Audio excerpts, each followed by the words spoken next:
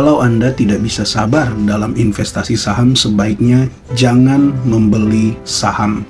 Karena dalam investasi saham bukan hanya berbicara tentang skill, bukan hanya berbicara tentang pemahaman, bukan juga hanya berbicara tentang besaran modal yang kita miliki atau modal yang kita investasikan. Tapi poin yang penting, bagian yang penting, elemen yang penting dalam investasi saham yang seringkali diabaikan, bahkan tidak tahu menempatkan di mana, adalah sabar. Nah, pada kesempatan ini saya akan coba membahas tentang kesabaran dalam investasi saham. Sobat investor, sebenarnya kan sebagian besar Anda pasti sudah tahu bahwa pentingnya kesabaran dalam investasi saham. Namun pada kenyataannya, ada yang masih salah menempatkan yang namanya sabar. Nah, sabar mungkin perlu Anda tanya lagi kepada diri Anda. Ketika Anda sabar dalam investasi saham, itu Anda memulai dari mana? Dari mana Anda memulai mempraktekkan kesabaran dalam investasi saham?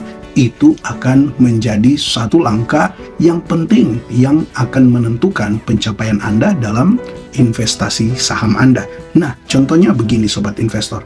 Kebanyakan orang nanti berusaha sabar ketika dia sudah membeli saham. Padahal ketika berbicara tentang kesabaran, maka ada dua hal yang perlu diperhatikan, yaitu sabar sebelum membeli dan sabar setelah membeli. Nah, dua hal ini merupakan dua bagian yang terpisah, karena yang satunya sebelum dan yang satunya sesudah. Kebanyakan orang berusaha sabar hanya pada saat sesudah. Nah, disinilah letak kesalahannya. Padahal mau sesabar apapun kita, ketika kita sudah membeli, namun pada kenyataannya dari awal kita sudah salah membeli akibat tidak sabar sebelum membeli, maka otomatis usaha kita dalam bersabar itu kemungkinan akan menjadi sia-sia. Maka perpaduan antara sebelum dan sesudah membeli saham dalam hal kesabaran ini merupakan bagian yang penting. Nah, pertama kalau kita berbicara sebelum, kenapa kita perlu sabar sebelum membeli saham? Karena ketika kita mendapati, oh ada saham yang bagus, entahkah itu melalui rekomendasi, entahkah itu melalui berita-berita yang ada, ataupun mungkin melalui hasil analisa kita. Oke, itu bagus, tetapi kita perlu sabar dulu, sabar untuk menggali lebih dalam sebenarnya secara fundamental saham ini seperti apa. Sebenarnya secara dividen, jika Anda dividen investor, dia seperti apa? Apakah dia rutin membagikan dividen, ataukah hanya karena ada satu momen tertentu ketika dia membagikan dividen jumbo seperti kemarin, kalau saya tidak salah itu pernah terjadi di salah satu saham Cevin ya, Lipan Finance, yang ketika dia mendapatkan keuntungan yang cukup besar, dia membagikan juga dividen yang cukup jumbo. Tapi ternyata itu tidak berlangsung di tahun-tahun sesudahnya, sehingga banyak orang yang terjebak membeli di harga pucuk dan akhirnya dia koreksi cukup dalam dan tidak lagi membagikan dividen, sehingga akhirnya banyak yang nyangkut ya, banyak yang cut loss. Nah, sobat investor, penting sekali untuk sabar dulu di awal. Kalau lihat dia bagi dividen besar, coba Anda analisa lagi, coba Anda kumpulkan data-data yang ada. Apakah dia memang rutin membagikan dividen? Oke, kalau dia rutin membagikan dividen, Anda juga cek rata-rata dividen payout ratio-nya di mana.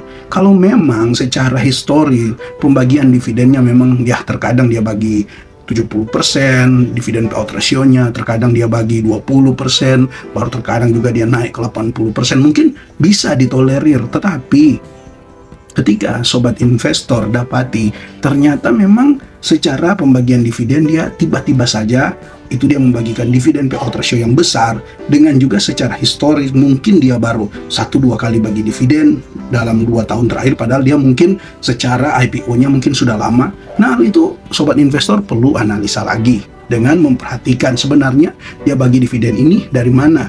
Ya, memang betul itu pasti uang cashnya, tetapi terkadang ada perusahaan yang ketika dia dapat keuntungan lebih itu hanya bersifat sekali saja. Ya, entahkah melalui penjualan aset atau ada yang melalui pendapatan-pendapatan yang lainnya, dapat dana yang cukup besar dan dia langsung bagikan itu dalam bentuk dividen. Nah itu makanya perlu juga untuk sabar dulu di awal ya. Sabar dulu di awal. Kalau kita juga tidak sabar, seringkali ketika kita lihat suatu saham itu turun, ini pasti sudah bagus, langsung kita membelinya. Padahal ternyata memang dia lagi dalam tren penurunan dikarenakan secara fundamentalnya memang makin memburuk. Nah, kita perlu analisa bagaimana laporan keuangannya, bagaimana kinerjanya. Kita juga perlu menganalisa untuk pihak manajemennya, bagaimana secara lini bisnisnya ini, apakah secara segmen bisnisnya ini masih cukup bagus ke depan, apakah memang bisa menjamin untuk saham ini terus bertumbuh sehingga layak untuk kita beli dalam jangka waktu yang panjang. Nah, di sini juga kita perlu yang namanya bersabar. Nah, bersabar ini harus dipraktekkan sebelum Anda membeli saham, dan masih banyak lagi ya sobat investor. Bersabar juga bisa berkaitan dengan modal yang Anda miliki. Mungkin Anda punya uang sekarang, tapi kenyataannya ternyata uang itu sudah ada peruntukannya walaupun mungkin masih 2 atau 3 bulan lagi. Maka uang itu sebenarnya bukan uang untuk investasi.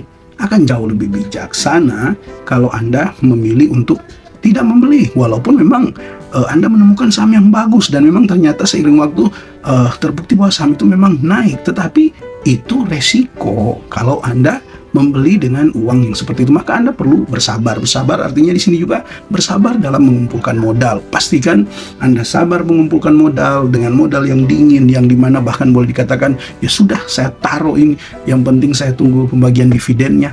Maka itu akan membuat Anda jadi tenang. Kesabaran Anda akan membuahkan ketenangan dalam berinvestasi. Nah, ini penting juga dalam hal modal. Anda harus mulai dari awal ya. Dari awal Anda harus sabar juga dengan modal. Anda juga harus sabar dengan yang namanya belajar. Anda harus sabar. Jangan hanya karena rekomendasi Anda langsung membeli. Padahal Anda perlu belajar. Dan dalam pembelajaran ini Anda harus bersabar. Anda harus juga bersabar dalam mengalokasikan dana Anda.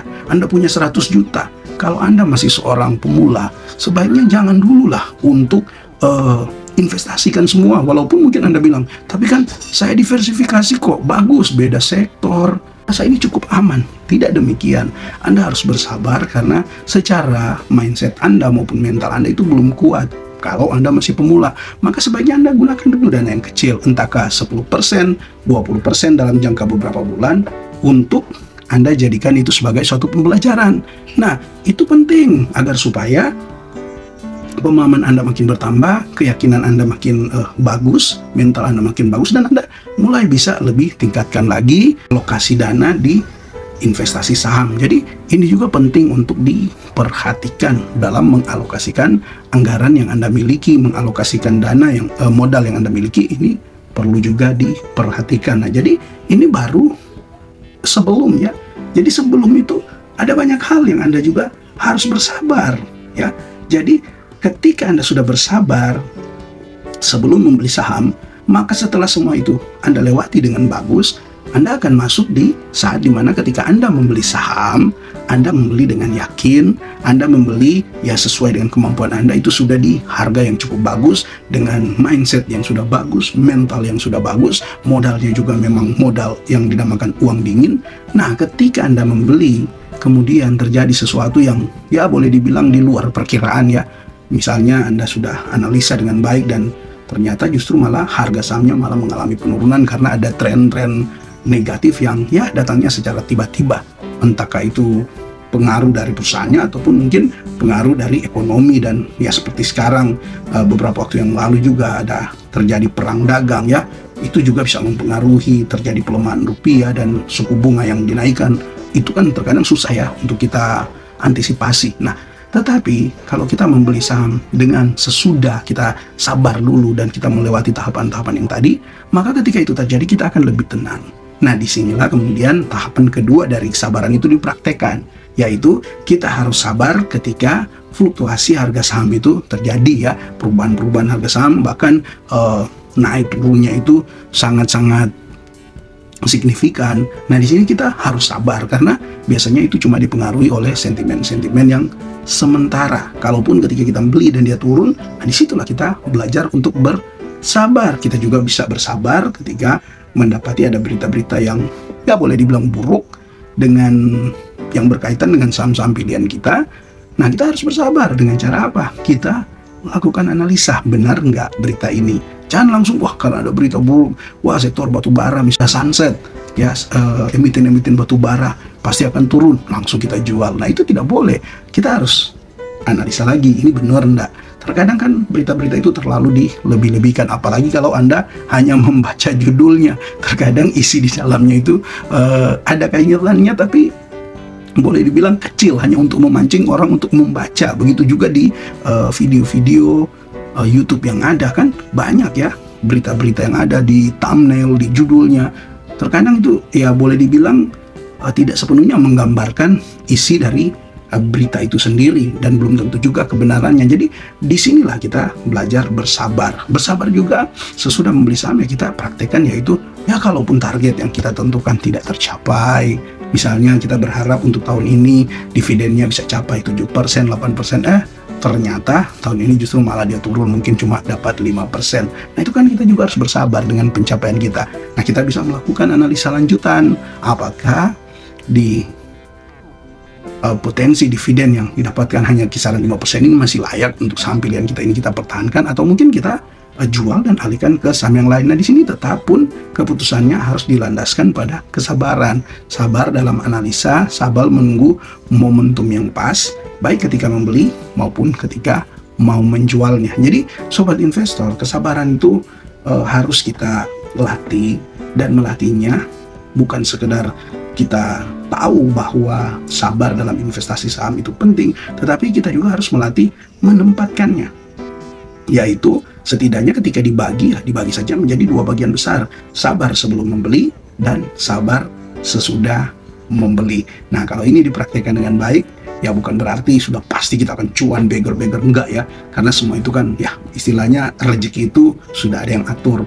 Intinya paling tidak kita puaslah, kita banggalah dengan pencapaian kita, karena kesabaran dalam investasi saham itu akhirnya membuat kita masih bisa beraktivitas sebagaimana mestinya, kita masih bisa berbagi waktu dengan orang-orang terdekat kita, kita masih bisa melakukan tugas-tugas penting kita. Artinya tidak mengganggu lah aktivitas utama kita. Jangan sampai hanya karena tidak sabar dalam investasi saham, ya itu mengganggu aktivitas utama kita, dan itu ya bisa terjadi dan banyak terjadi kepada investor-investor, apalagi investor-investor pemula yang belum banyak tahu tapi sudah lebih tinggi spekulasinya daripada investasinya. Nah, ini yang menjadi pembelajaran bagi kita, dan semoga topik ini bisa menambahlah wawasan untuk Anda. Dan jika Anda mungkin punya poin-poin yang lain selain dari poin-poin yang saya bagikan tadi, baik sabar sebelum maupun sabar sesudah membeli saham, silakan Anda tuliskan di kolom komentar untuk melengkapi informasi kita, untuk melengkapi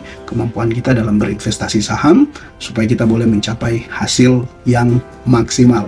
Oke, tetap semangat berinvestasi, dan terima kasih untuk Anda yang terus mendukung channel ini dengan memberikan super thanks, Anda juga yang berlangganan dengan meninggalkan komentar-komentar yang positif, ya, yang membangun channel ini makin lebih baik lagi ke depan. Salam IHSG, investor harus selalu gembira.